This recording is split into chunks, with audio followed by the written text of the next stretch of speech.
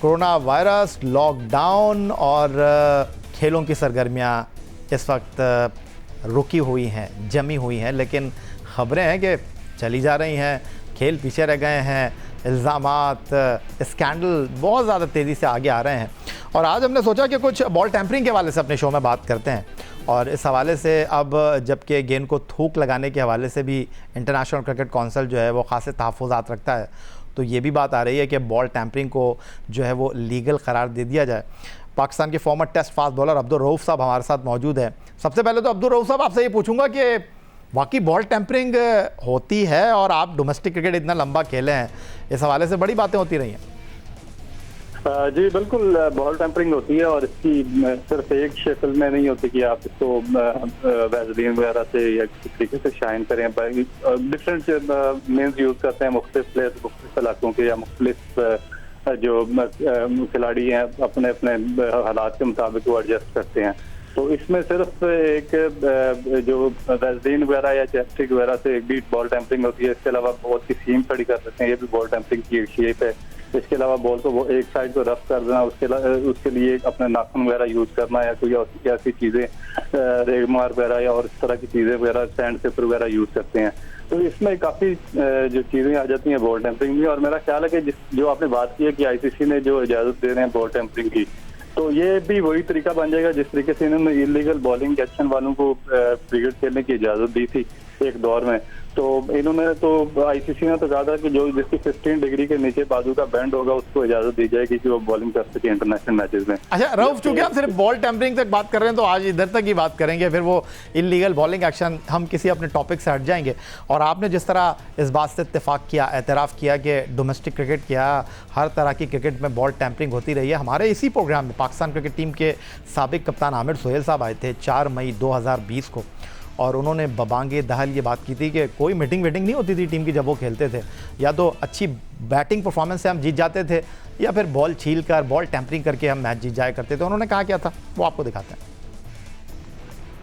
आमिर सोहेल साहब, straight away मैं आपसे ये पूछूंगा, आपको कब पता चला कि आप 96 वर्ल्ड कप के क्वार्टर फाइनल में कप्तानी करने जा रहे हैं? और मैच से एक रात पहले कोई मीटिंग तो हुई होगी, उसमें वसीम अकरम साहब ने क्या कहा था आपसे कि वो खेल रहे हैं या नहीं खेल रहे? देखिए, मैच से एक दिन पहले हमारे पाकिस्तान में याहिया हुसैनी मीटिंग शीटिंग कोई नहीं हुआ करती थी। हम तो सिर्फ ये थे कि बैट्समैन स्कोर कर दें, उसके बाद जब हम लोग बॉल टैंपरिंग करके जब जीतना होता था जीत जाते थे। बॉल टैंपरिंग होती थी, बॉल स्विंग होना शुरू हो जाता था, हम जीत जाते थे। मीटिंग शीटिंग कोई नहीं होती थी। हमारा टेक्निकल एस्पेक्ट जो था वो बिल्कुल ज़ीरो था। कभी हमने ये नहीं डिस्कस किया कि यार वो फलां बैट्समैन जो है ऑफ साइड के ऊपर वो तगड़ा है, या वो टांग के ऊपर बहुत तगड़ा है, ये इस तरह की चीज़ें नहीं थी। लेकिन जनाब, पाकिस्तान फर्स्ट क्लास क्रिकेट में लंबे अरसे तक खेलने वाले और आज के हमारे मेहमान महमूद हामिद साहब जो हैं, वो माजी में इस बात से मुकम्मल तौर पर जो है वो इख्तलाफ कर चुके हैं, और उन्होंने खुला ये बताया कि जी कोई बॉल टैंपरिंग वगैरह नहीं होती थी।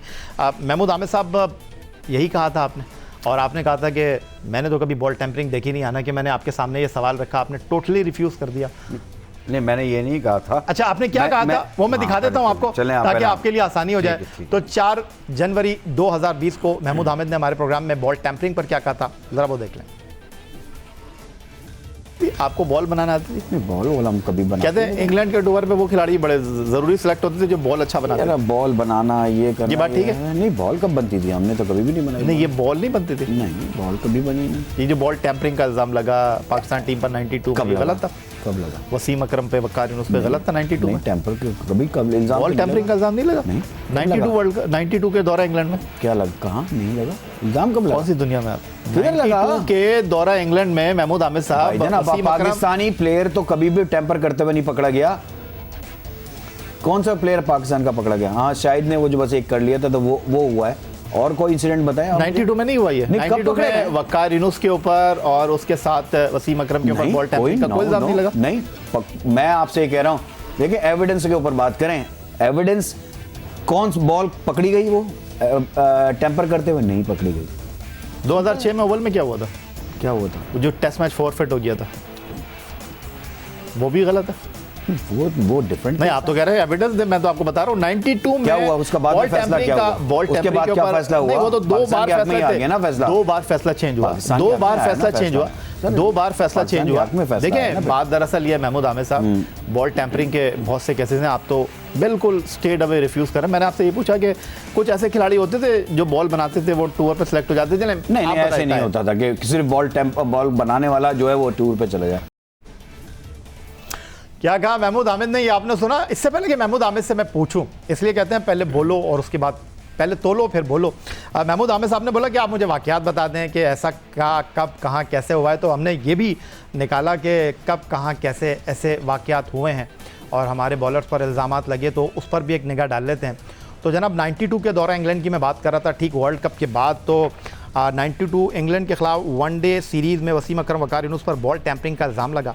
इल्ज़ाम लगने के बाद इंटरनेशनल क्रिकेट काउंसिल ने जांच पड़ताल की, लेकिन कोई सबूत नहीं मिला। 2000 में श्रीलंका के खिलाफ वकार यूनुस को बॉल टैंपरिंग करने पर पाबंदी का सामना करना पड़ा। वकार यूनुस क्रिकेट की तारीख में बॉल टैंपरिंग की वजह से पाबंदी का शिकार होने वाले पहले बॉलर बने। वकार यूनुस को 1 मैच और मैच फीस का 50% जुर्माना किया गया। वकार यूनुस के साथ अजहर महमूद की भी 30% मैच फीस की कटौती हुई। 2003 न्यूजीलैंड के खिलाफ गेंद से छेड़छाड़ करने पर शोएब अख्तर पर 75% मैच फीस और 2 मैच की पाबंदी लगी। 2006 में पाकिस्तान टीम पर बॉल टैंपरिंग करने का इल्ज़ाम लगा। आईसीसी ने इस मामले की तहकीकात की। इंक्वायरी के बाद फैसला पाकिस्तान के हक में आया और मैच ड्रॉ करार दिया गया। 2009 में इस मैच के नताइज फिर तब्दील हुए और आईसीसी ने इंग्लैंड के इस मैच को फातेह करार दे दिया। 2010 में शाहिद आफरीदी भी बॉल टैंपरिंग की जद में आए। शाहिद आफरीदी को गेंद चबाने पर कैमरे में देखा गया और उन पर 2 T20 मैचों की पाबंदी लगी। जी महमूद आमिर साहब, देखिए मैंने ये कहा था 92 में कि आप जो बात कर रहे थे उसके अंदर, तो मैंने कहा था इल्ज़ाम ज़रूर लगा लेकिन प्रूव नहीं हो सका। तो जब इल्ज़ाम प्रूव नहीं हो सका तो आप उसको नहीं कह सकते ना कि हाँ कि भाई आपके लड़के। अब मैं ये कहता हूँ कि हम जो से रऊफ़ ने भी कहा कि बॉल टेम्पर होती है, उसने ये नहीं बॉल टेम्पर होती है, मुख्तलिफ जावियों से बॉल टेम्पर होती है। उसने ये नहीं कहा कि डोमेस्टिक क्रिकेट में होती है या इंटरनेशनल क्रिकेट में होती है, ऐसी बात उसने नहीं की है। बॉल टेम्पर ज़रूर होती है कि बहुत से लोगों ने सैंड पेपर यूज़ किए, कोई नाखून यूज़ करता है, कोई उसको एक रेसिन लगा के उसको यूज़ करने, ये सारी टेम्परिंग में ही आती हैं सारी चीज़ें। लेकिन मैंने ये बात की थी कि इल्ज़ाम उस जब लगता है तो उसको प्रूव करना पड़ता है। कोई भी अगर आप गलत काम करते हैं, जब इंज़माम की कप्तानी में उस डेरेन हेयर ने जो बॉल पे इल्ज़ाम लगाया था कि ये बॉल टेम्पर हुई है, तो उसके बाद पाकिस्तान टेस्ट मैच वो पाकिस्तान के हक़ में फ़ैसला हुआ। तो ये सारी चीज़ें मैं उस लिहाज से बात कर रहा था। मैं ये नहीं कह रहा था कि टेम्पर नहीं होती, टेम्पर बॉल हर जगह पे हुई है बॉल टेम्पर, लेकिन पकड़े जाने पे इल्ज़ाम लगता है तो आपको प्रूव होना चाहिए कि हाँ बॉल ख़राब हुआ है। बॉल ख़राब नहीं, अगर आप प्रूफ शो कर सकते तो फिर बेकार हो जाती है। मैंने आपको इतने वाकयात दिखाए, इल्ज़ाम लगे, इल्ज़ाम से क्लियर भी हुए, किसको कब जुर्माना हुआ, किसको कितने मैचों का फाइन हुआ, ये भी मैंने आपको दिखा दिया। अब आप दूसरी बात कर रहे हैं और दूसरी बात आप ये कर रहे हैं कि कौन बॉल टैंपरिंग करता था, कैसे करता था। तो पाकिस्तान के legendary fast bowler, Pakistan cricket team के साबिक कप्तान वसीम अकरम साहब ने भारतीय क्रिकेट टीम के टेस्ट क्रिकेटर आकाश चोपड़ा से उनके यूट्यूब चैनल पर गुफ्तगू की और उनको कहा कि जनाब 10 ओवर के बाद न्यूजीलैंड में बॉल कैसे रिवर्स स्विंग होता था, अब ये मत पूछना कि कैसे होता था। उन्होंने कहा क्या, वो भी आपको दिखा देते हैं। रिवर्स स्विंग 10वें ओवर में शुरू हो जाती थी, don't ask me why, but हो जाती थी 10वें ओवर में। Why it started वसीम भाई? अभी तुमने आर्टिकल नहीं पढ़ा, वो सोच रहे हैं कि आप परमिशन दे दें कि गेंद को जो मर्जी करो, थूक ना लगाओ। वो अभी ये क्रिक इन्फो पे आया आर्टिकल आया है, तो मैंने उसमें सोचा, जिसने भी आर्टिकल लिखे उसने ये नहीं सोचा कि तुम बॉटल टॉप भी दे दोगे तो गेंद जब शाइन नहीं होगी तो क्या करेंगे, स्विंग तो होगा नहीं। एग्जैक्टली। तो साथ में क्रीम की बोतल भी देनी पड़ेगी, बेटा ये लो वैसलीन, ये भी लगा के शाइन करते रहो। प्रोग्राम में वक्त हुआ एक ब्रेक का, ब्रेक से वापस लौटेंगे तो गुफ्तगू के सिलसिले को मजीद आगे बढ़ाएंगे।